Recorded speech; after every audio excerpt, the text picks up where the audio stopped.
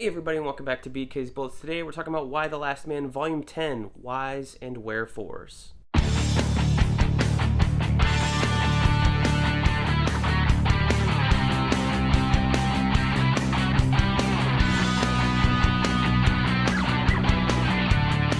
Hey everybody and welcome back to BK's Bullets. As always, I'm your host, Brent, and today we're talking about Y the Last Man, Volume 10, Whys and Wherefores. This is the end of Book 5 of the newer trades. This is the last volume, the last story arc of Y the Last Man. And we're going to talk about this emotional ending. We talked about the plot ending in the last episode in this little series or whatever we're doing here on YouTube, Volume 9, which is called Motherland. And today we're going to talk about the emotional ending there. So before we get into the review, let me ask you to please do one thing. Please subscribe. Helps me out, helps the channel grow, lets you know when I drop new videos, all the good stuff. Smash that like button, give me a thumbs up, help the algorithm for me. Whys and Wherefores. So last episode I talked about how I really didn't like the why of it all, of why all the men died and stuff, and that was sci-fi mumbo jumbo. And that's fine. I didn't really expect it too much, and I really didn't like the emotional ending of these characters either. It feels cheap sometimes. It feels unearned, and it also feels really weird and random. You know, like killing off. I think the whole thing with York and 355 was dumb.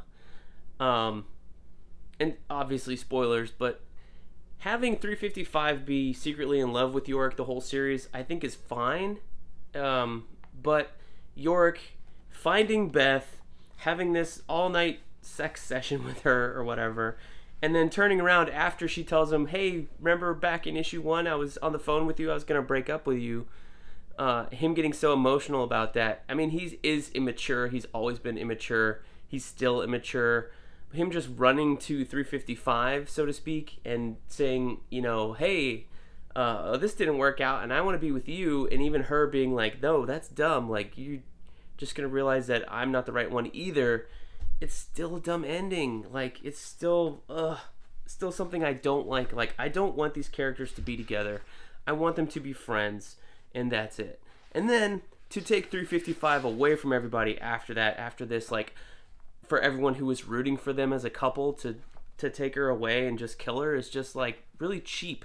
Not cheap for everybody who was rooting for her, but just cheap that you didn't actually give this character an ending. You just cut her off. Like, she was, like, you know, she was a secret agent. She really couldn't find anything else to do after she completed her mission. Like, that was her only point in life. She was still a young person, a young character. She could have done other things. I think that's a letdown. To take it away from the readers, to take it away from York, and to make them kind of agree that they were going to be together or whatever after that, I think was really dumb. The thing with Alter being the you know, I mean, I think I said in the beginning of this review series or whatever, like, yeah, she's probably the real villain of the entire series, and she was, but it was, we never really got down to it. Like, she meets York here finally for the last time, and York's like, well, you just want to die, like, you just want me to kill you for no reason. We never found out, you know, why her motivations at all, other than now it's just, well, she wants to die, really? Like, she couldn't die any other way. She wanted this guy to kill her because he defeated her back in the plains of Nebraska. Like, that doesn't make any sense. Way back in Volume 3. It doesn't make any sense. So just really, really random stuff. And then you talk about random, you get to the last issue, which is this, like, massive, this is issue number 60, the cover, this massive issue. You want to talk about random, there's some really dumb random stuff here. I know that issue number 60 of Y the Last Man is well regarded as one of the better final issues of comics. And I'm here to tell you, I don't agree with that statement after reading it again.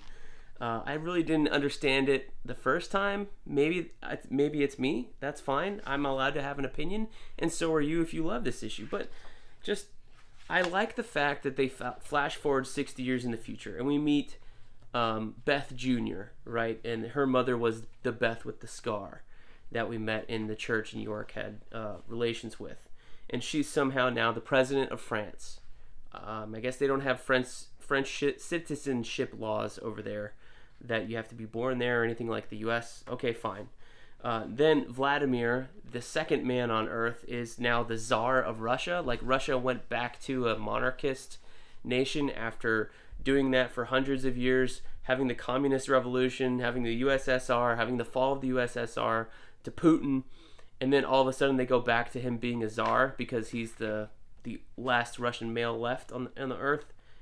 Kind of awfully strange how Brian K. Vaughan just made these governments automatically like, oh, well, yeah, of course, this Beth Jr. is going to grow up to be the future president of a country, and then so is that guy. And it's just kind of convenient that these little babies, these characters, are now running the world instead of like, oh, no, he's a farmer.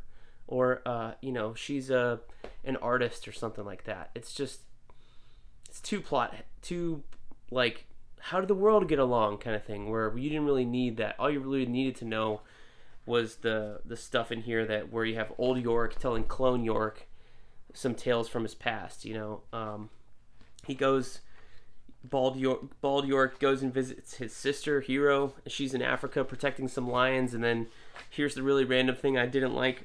She's in a relationship with York's old girlfriend Beth, like the true Beth we've been searching for. Dumb. Really didn't like that at all. It just felt really random because, again, there's no setup. And I mean, yeah, it doesn't have to be set up. This is supposed to be like 8 years on from where the last issue ends. Before this, so it's a flash forward, but it just doesn't really make sense. I don't know. I think the most heartfelt thing that I did like was York showing up in China and seeing Rose, and right after Dr. Man had died from some unknown cause, and seeing the Dr. Men, all the clones of her down here kind of arguing about how to get along through the future. So it's a little confusing as to how like the future is progressing. I guess there are a bunch of Yorks out there in the world. This one we meet here is 22.